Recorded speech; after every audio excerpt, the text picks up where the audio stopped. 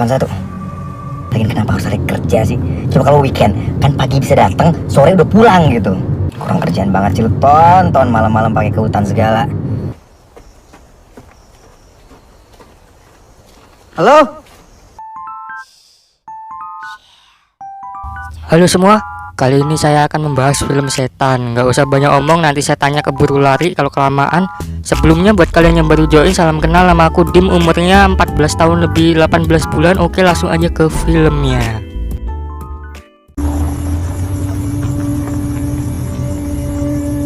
Diawali dengan satu keluarga yang sedang dalam perjalanan menuju panti asuhan dikarenakan pengasuh yang membesarkan sang ayah sedang sakit keras.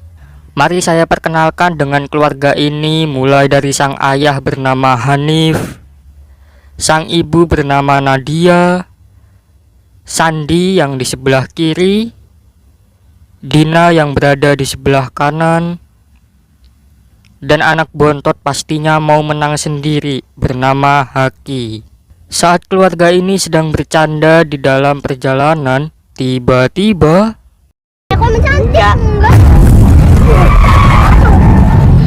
ternyata mereka menabrak sebuah rusa, lalu melanjutkan perjalanannya. Dan inilah Ratu Ilmu Hitam. Sesampainya di panti asuhan, mereka disambut oleh Maman dan istrinya Siti. Tak lama teman-teman Hanif semasa di panti datang, yaitu Anton dan Jeffrey bersama istrinya masing-masing. Sehat. Rame banget kayak kesebelasan dan ketika para istri ngerumpi, Hanif memanggil Nadia untuk diperkenalkan ke Pak Bandi, orang yang membesarkannya. Ini Pak Bandi yang dulu ngegedein kita semua. Sakit apa Pak? Kok serem amat kayaknya dilihat-lihat? Hasbi dan Rani, penghuni panti asuhan, memperlihatkan kamar yang akan ditempati oleh anak-anak Hanif. Terlihat si Dina jatuh cinta pada pandangan pertama ke Hasbi. Si Haki kepo dengan salah satu kamar di panti itu. Lalu Rani bercerita, dulu ada pengurus panti bernama Ibu Mirah yang keluar panti bersama salah satu anak panti bernama Murni. Tiba-tiba Ibu Mirah pulang dengan teriak-teriak mengatakan Murni digondol setan atau diculik lah, intinya itu. Karena Ibu Murni tidak terkendali, ia lalu dikurung di kamar itu. Semua anak panti mencari keberadaan Murni, namun Ibu Mirah harus tewas karena ia menggedor-gedorkan pintu kamar dengan kepalanya hingga pecah. Orang-orang mengira kalau Ibu Mirah lah yang membunuh Murni. Udah, aku mau bantuin Mas Maman sama Mbak Siti dulu. Hanif selalu kepikiran tentang apa yang ia tabrak tadi ketika dalam perjalanan ke panti. Hanif mengajak Jeffrey untuk melihat lokasi waktu ia menabrak tadi. Hanif berharap yang ia tabrak hanyalah rusa biasa. Dan ketika sampai di tempatnya, tiba-tiba Kenapa? Ini gimana nih? Nif, kita harus bawa dia.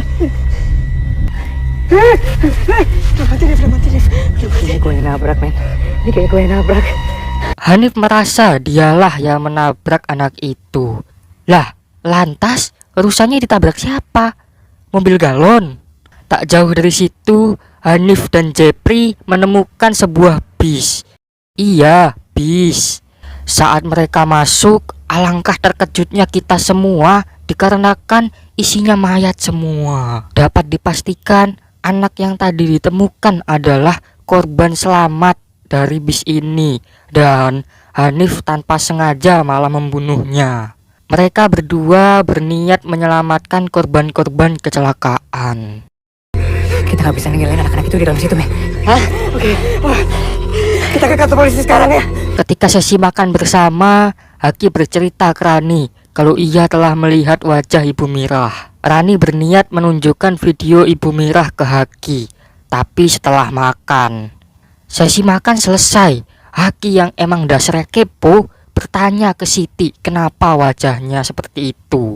Siti lalu menjelaskan saat ia masak air panas dan lalu membawanya, malah kepleset dan mengenai wajahnya. Oh, cuma mau tahu aja kok Om Tante. Om ganteng. Tante juga cantik. Puas semua Haki, kepo bet jadi bocah. Haki dan Rani menonton rekaman video Ibu Mirah. Akan tetapi Rani tak membolehkan Haki nonton sampai habis, dengan alasan nanti Haki ketakutan dan gak bisa tidur. Terus aku masih mau nonton. Udah cukup. Nanti kamu ketakutan lagi gak bisa tidur. Hanif dan Jepri sampai ke panti. Anton bertanya apa yang terjadi. Ketika melihat mereka membawa mayat yang ditabrak Hanif, Anton terkejut. Mereka mulai panik, berniat menelpon polisi, tetapi telepon panti tidak dapat digunakan. Anton inisiatif untuk pergi ke kantor polisi, tapi sebelumnya ia ingin melihat TKP. Kejadian ini mana? Kilometer 81. Anton ngomel-ngomel di perjalanan karena dengan bodohnya malah ke hutan malam-malam sendirian. Ketika menemukan bis yang dicarinya, Anton masuk. Tiba-tiba pintu bis terkunci dan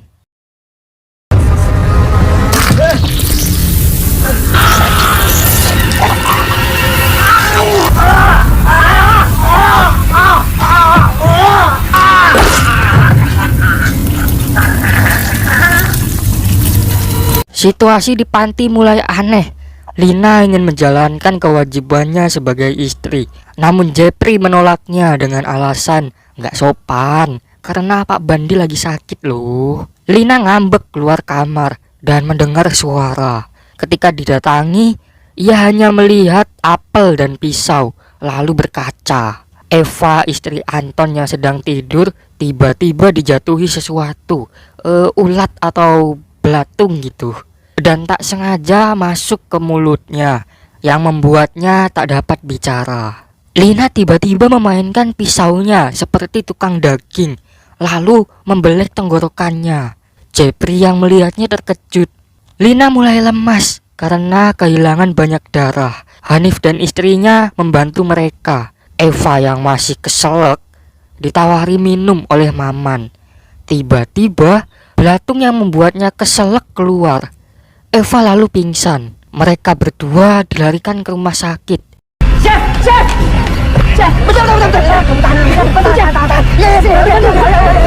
Di perjalanan, Nadia menyadari kalau mereka hanya muter-muter saja di situ. Nadia bertanya ke Hanif apa yang sebenarnya terjadi.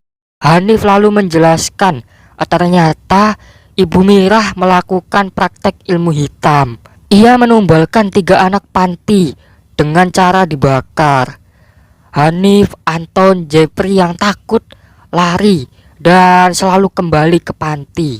Pak Bandi lalu menangkap Ibu Mirah. Dibantu dengan Hanif, Anton, Jepri lalu mengurung Ibu Mirah di kamar yang tadi Haki tanya. Bu Mirah menggeder-geder pintu pakai kepalanya hingga ia tewas. Lalu mereka mengubur Ibu Mirah di kamar itu. Jadi mayatnya masih di situ? Lalu Haki yang penasaran dengan rekaman video lanjut menonton. Tak lama ada suara-suara aneh dan tiba-tiba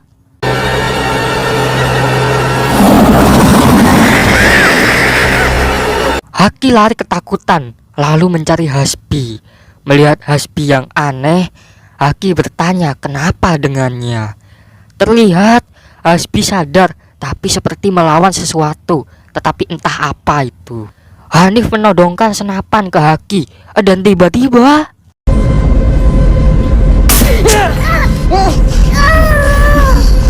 sesampainya di panti, Nadia panik memanggil anak-anaknya, dan yang tidak ada hanyalah Haki. Semua orang mencari keberadaannya. Nadia menemukan foto anak-anak perempuan panti yang dulunya adalah teman Hanif di kamar Pak Bandi. Ternyata selama ini Pak Bandi adalah dalang di balik semua ini. Lalu Hanif menanyai Siti, karena ia adalah korban kekejaman Pak Bandi yang masih hidup. Lalu Siti menjelaskan, dulu ada 3 anak perempuan korban kekejian Pak Bandi yang tewas. Dan Pak Bandi menuduh Bu Mirah adalah pelakunya. Padahal Bu Mirah ingin melindungi anak-anak panti. Karena hal itu, Pak Bandi mengurung Bu Mirah. Dibantu Hanif, Jeffrey, Anton yang termakan fitnah Pak Bandi ke Bu Mirah. Dan kini Hanif menuduh Siti dan Maman berniat balas dendam ke mereka semua. Akan tetapi Siti dan Maman mengaku tidak ada niatan seperti itu. Tapi bener mbak, bener mbak saya nggak tahu apa. Ternyata anak yang ditabrak Hanif masih hidup. Lalu menceritakan ketika anak-anak panti perjalanan pulang wisata, bisnya tiba-tiba kecelakaan. Orang misterius masuk bis seketika anak-anak kesurupan. Si anak ini berhasil lari, tapi tertabrak oleh mobil Hanif. Ngapa tadi nggak kelihatan? Woi Hanif, yang kamu tabrak itu orang. Hanif yang kesal mencekik Pak Bandi, namun Nadia menenangkannya. Hanif terpikirkan satu orang yang melakukan semua ini, yaitu Murni. Dan tiba-tiba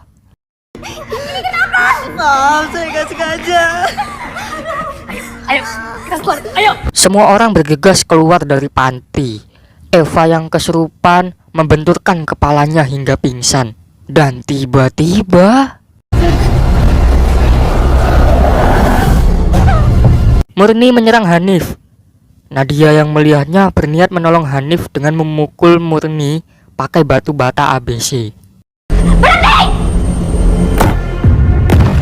Dan tiba-tiba Nadia tersadar terkurung di sebuah ruangan dan hanya bisa melihat Eva dan Jeffrey disiksa oleh Murni dengan ilmu hitamnya.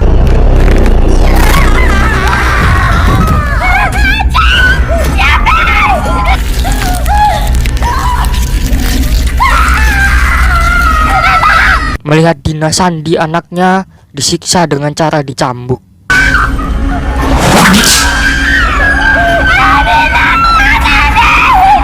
Maman, Siti, dan penghuni panti lainnya tersiram air panas.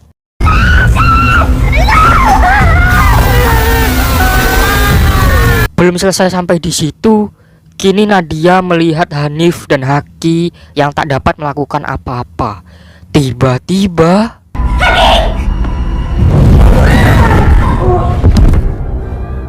saat Nadia bertanya apa salahnya dan anak-anaknya, Murni menjawab karena Hanif yang telah membunuh Bu Mirah, ibu Murni, dan mereka semua harus menanggung dosanya juga. Nadia diberikan pisau untuk membunuh Hanif. Ketika menyerang Murni, ternyata Murni puasa setengah tahun, jadinya kebal. Tetapi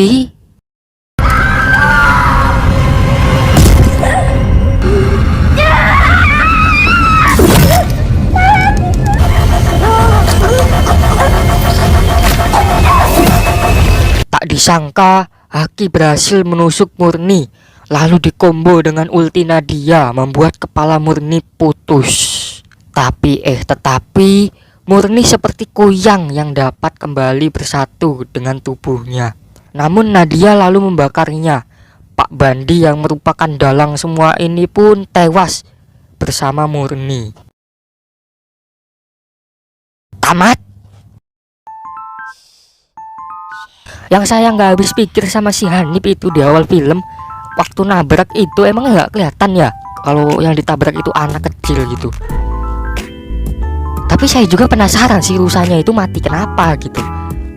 Terus untuk alur filmnya ya, mengenai siapa sih dalang sebenarnya dibalik semua keanehan ini, ya ternyata Pak Bandi gitu ya. Pak Bandi itu melakukan kekejaman gitu ya, melakukan kekerasan di panti asuhan itu kepada anak-anak panti. Dan Bu Mirah itu dijadikan kambing hitam untuk Pak Bandi supaya orang lain itu menuduhnya Bu Mirah lah pelakunya, dan menuduh Bu Mirah itu melakukan praktek ilmu hitam, padahal mah enggak. Dari situ kan Ibu Mirah mulai stres gitu ya, menggedor-gedorkan kepalanya sampai tewas. Di situ ya si Anton, Jepri sama Hanif termakan fitnahnya Pak Bandi, lalu menguburkan Bu Mirah di kamar itu gitu. Ya asli serem banget sih kalau nguburin di kamar itu, bayangin gitu loh. Lalu si Murni yang melihat hal itu gitu berniat balas dendam ke Pak Bandi. Sebenarnya Anton, Hanif sama Jepri itu nggak tahu apa-apa ya, cuman termakan fitnah, tapi harus kena imbasnya juga sama Murni ini. Harusnya kan yang kena imbasnya ya Pak Bandi doang kan, Pak Bandi yang melakukan semua ini, dalangnya semua ini gitu. Kalau Murni itu kan dalang balas dendamnya ya. Filmnya sih nggak terduga ya, ternyata si Murni yang melakukan ilmu hitam ya. Kalau Pak Bandi sakit-sakitan kayak gitu juga saya nggak paham sih kenapa. Aduh, burung itu burung berisik amat, burung apa ya, burung pentet apa ya, berisik banget. Pesan yang bisa saya ambil dari film ini, janganlah jadi orang yang kejam, nanti jadinya kayak Pak Bandi ya. Sekian dari saya, jika ada salah kata dan cadel mohon maaf dan terima nasib.